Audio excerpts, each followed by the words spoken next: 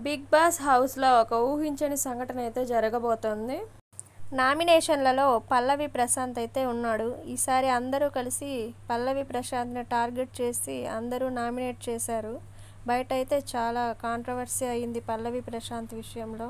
రైతుల తరపున నేను మాట్లాడుతాను అంటే నువ్వు రైతుల తరపున ఒకటే మాట్లాడతావా, మిగతా వాళ్ళ తరపున మాట్లాడవా అని పల్లవి ప్రశాంత్ని తిట్టి నామినేట్ చేశారు హౌస్మేట్స్ అందరూ. అందరూ నామినేట్ చేసింది ఒక ఎత్తు అయితే రతిక నామినేట్ చేసింది ఒక ఎత్తు.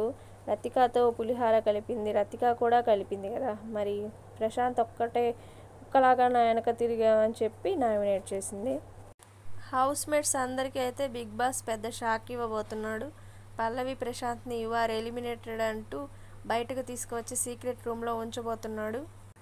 సీక్రెట్ రూమ్లో ఉంచడం వల్ల తన గురించి హౌస్మేట్స్ అందరూ ఏమనుకుంటున్నారో పల్లవి ప్రశాంత్కి తెలుస్తుంది. అలాగే బయటున్న జనాలకు కూడా పల్లవి ప్రశాంత్ గురించి ఏమనుకుంటున్నారో తెలుస్తుంది.